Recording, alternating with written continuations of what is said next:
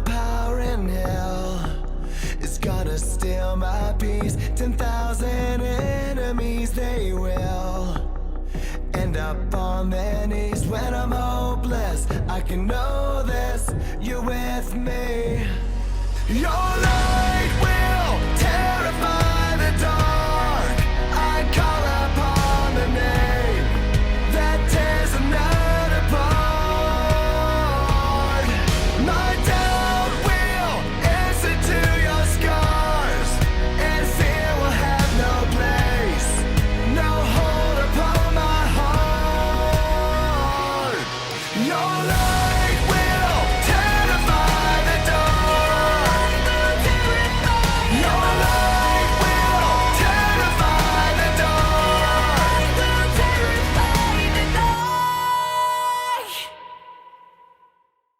Hey everybody, what's up? It's your boy Pixar Expert back again with another video. How's everybody doing today? As you guys know, my friend Miyagi Joe did a little highlight recap and likes and dislikes for MCU Phase 4. So now I'm going to give off where I stand on Marvel Studios Phase 4. Okay, I'm gonna break down like what I liked about it, what I disliked about it, and where I stand with it, and you know, my likes and dislikes. So to sum up, for MCU Phase 4, let me get started with all right, for the highlights of Marvel Studios Phase 4. Okay, let's start off with Ms. Marvel. Okay, let me just be the first to say this point blank. Ms. Marvel is basically the weakest MCU Disney Plus show. You know, it's my least favorite. It's easily the worst MCU Disney Plus show, in my opinion. There's a couple good moments from the show, but most of it was just really cringe. Especially the first 2 episodes, they were just god awful and a chore to watch. You know, that's the thing about Ms. Marvel. It was more of a chore to watch, given the fact that it's continuity to the MCU and the fact that it's canon. And the writing of it was just kind of weird and just not very watchable and just really cringe.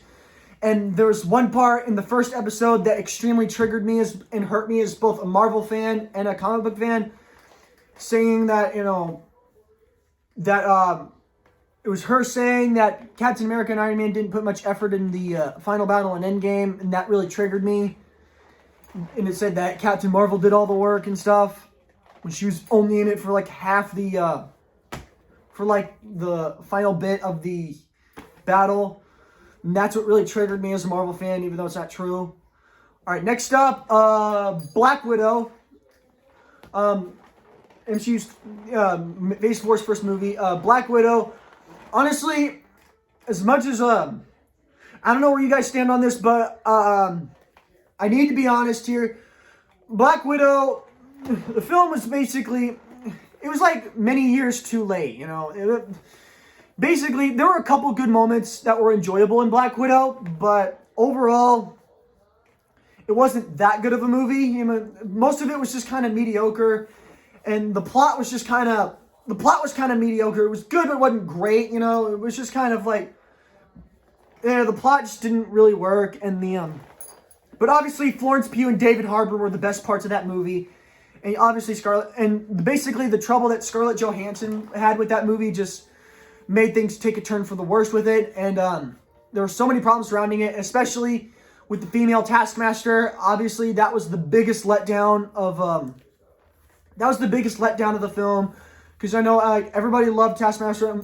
I like Taskmaster. He's one of my favorite. He's a pretty cool mercenary, but you know, it wasn't the Taskmaster we should have gotten. And I kind of feel like, you know, that Taskmaster just didn't really work. I wasn't pleased with it. Not to mention, the villain wasn't anything to sneeze at. So yeah, I mean, overall, that's where I stand with Black Widow. It had the action moments were cool, but you know, it was just kind of mediocre, and there were things about it that were disappointing. Next up, Doctor Strange in the Multiverse of Madness.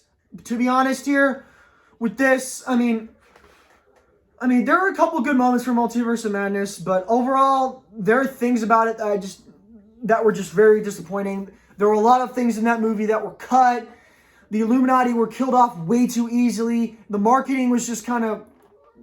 The marketing didn't work out. We didn't get what we wanted from this. And not to mention there's a lot of the cameos in the movie were cut, which shouldn't have been. And the story was just kind of mediocre. It was kind of a waste of Sam Raimi's talent. The movie had a couple good moments.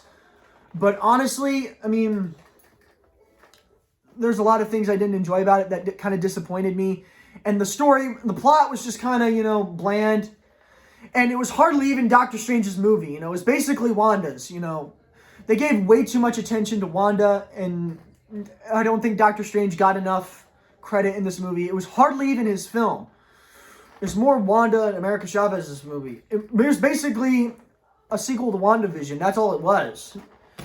And as much as I love WandaVision, which I'll get to in a minute.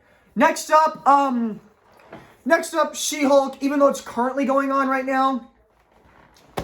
Honestly, where I stand with She-Hulk, the episode had a couple of good moments, but in recent episodes, the writing has just been kind of weird and kind of off-branded, I don't know. I mean, with She-Hulk, there are a couple good things about it. Obviously, but honestly, with She-Hulk, in recent episodes, the writing has just been kind of weird and going all over the place. It's just been kind of all over the place, and the comedy. And there are things about it that, just don't really land well with me. And easily, to sum up, Titania is hands down the worst MCU villain I've seen in years. She's worse than Malekith. But, hopefully it'll get better. Hopefully in the next episode we'll get Daredevil. But, we still haven't gotten him yet, which has been very disappointing. She-Hulk is kind of hot, don't get me wrong. But overall, the writing on the episodes have just been kind of all over the place. And that's my main problem with She-Hulk right now. Next up on the list, let's see. Next up on the list is Hawkeye. I enjoyed Hawkeye. It's the MCU. It's one of the MCU shows I've had a lot of fun with. I like the Christmas aspect of it. It's been very enjoyable. It's always a treat to see Jeremy Renner's Clint Barton, on screen, and it introduces Kate Bishop, who's pretty cool. Haley Steinfeld's a pretty sweet actress, Not to mention she's kind of fine, though. Wait, what? Sorry about that. But, alright. Moving on. And obviously, with Hawkeye, we actually got a good payoff. We got to see Kingpin again, which was pretty badass. Alright, next up on this, Eternals. Honestly, I know a lot of people had a lot of problems with Eternals, but I loved Eternals. For what it was, I enjoyed Eternals, I liked that it was something different. I love the visual effects, my only issue I had with Eternals were the deviants, because they looked very unfinished and the CGI on them kind of looked questionable. But I don't know why a lot of people keep complaining on Eternals, but people keep giving it a lot of hate and going down my throat for it. But I loved Eternals, I actually loved the film. But overall, Eternals was enjoyable. I like it better than most in some other MCU projects, namely Ms. Marvel, actually. I like it 10 times better than Ms. Marvel and Doctor Strange in the Multiverse of Madness, to be honest. Sorry, grammar's not working. But, yeah, I don't know why people keep criticizing Eternals. I enjoyed it. But, yeah, moving on. Let's see. Moving on, WandaVision. I loved WandaVision. WandaVision was one of my favorite MCU Disney Plus shows. I enjoyed the show for the most part. And I know the director made a lot of questionable choices, but even though they made a lot of weird choices that were kind of disappointing, and they kind of misled the fans a little bit, but still the show was fun, enjoyable. I like comedy in the MCU. Then it got a little dark, but I really did enjoy WandaVision. It was one of the most fun I had in a Disney Plus MCU show. All right, next up on this list, Marvel's What If. Obviously, What If is basically one of the best Disney Plus shows. It's one of the best MCU things I've seen in years. It was animated. Oh my god, animation was beautiful. I'm excited for season 2. Yeah, I'm counting What If on this list because it's canon and it's part of Phase 4, the first season anyway.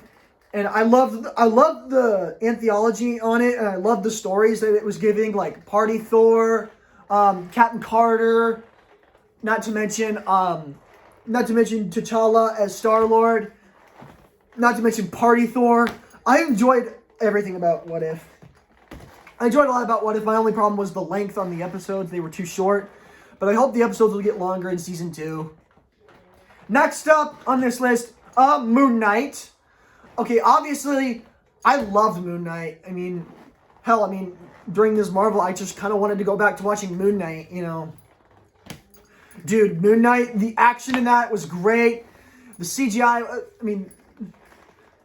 was actually pretty good, you know. And the story was amazing. It was a different hero. Dude, he was an anti-hero. The action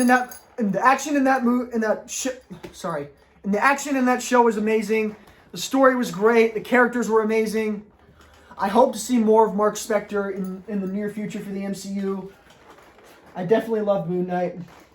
Next up on this list, oh crap, presentation, hang on.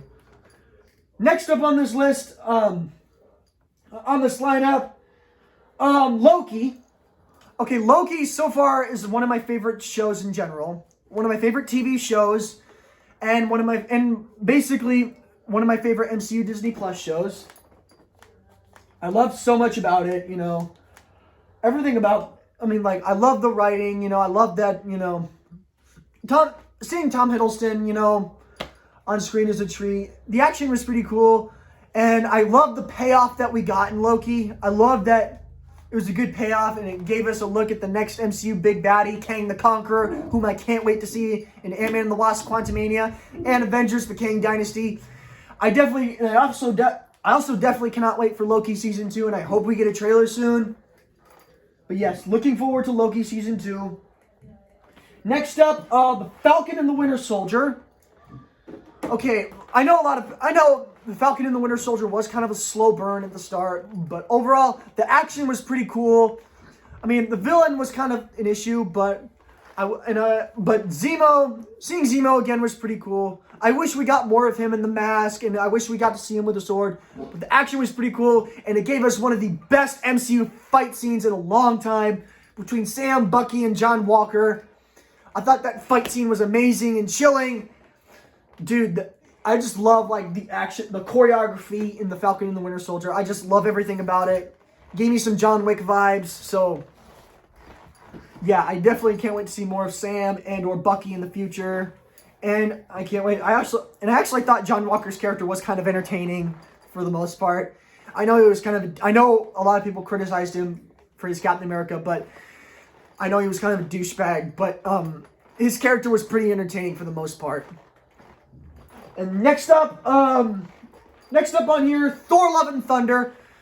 My God, everybody keeps hating on Thor: Love and Thunder for the stupidest of reasons, you know. The sad thing is with Thor: Love and Thunder, people prefer Morbius over Thor: Love and Thunder, which is fucking stupid and for the worst kind of reasons. I loved Thor: Love and Thunder. I loved everything about it. It was one of the best times I've had in a cinema. Gore the God Butcher was amazing. And Chris Hemsworth kills it. Seeing Chris Hemsworth's Thor is just perfect.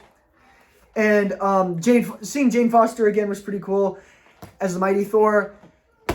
And hell, I remember my friend Chris first time he saw Jane Foster, he was all like, "Let's go."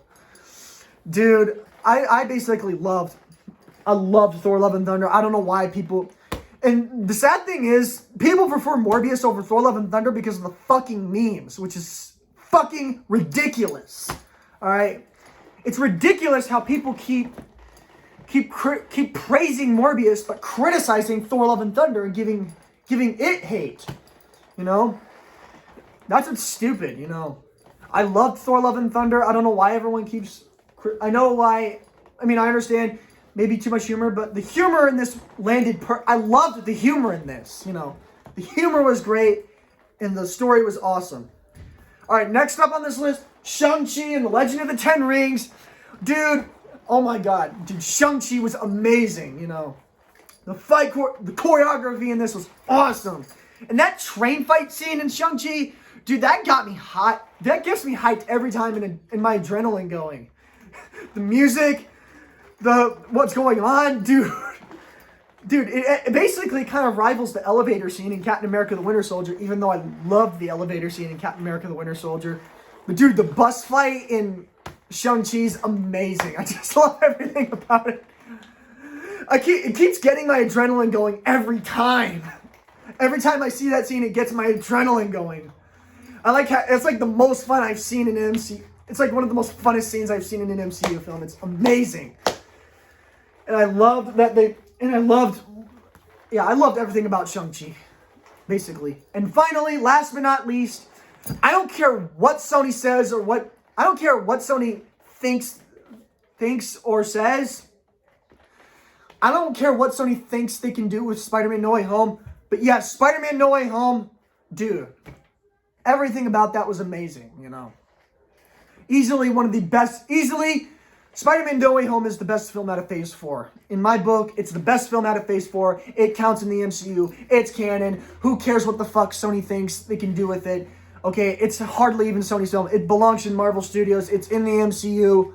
All right, it counts as canon. It's part of Phase 4. I don't care what people think. Yes, Spider-Man No Way Home is part of Phase 4, you know. And basically, I don't know why Sony thinks it's wholly theirs.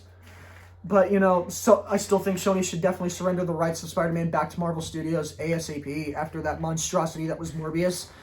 But yes, Spider-Man No Way Home was the best out of Phase 4. Far none, you know.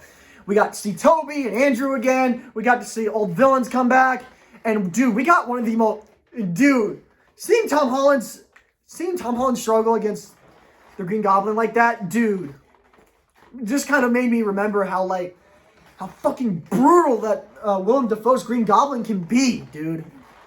So yes, No Way Home was the best. So all in all, so I'll be honest here, with Marvel Studios Phase 4, it is basically the weakest phase out of, it is the weakest phase in both the MCU and the Multiverse Saga.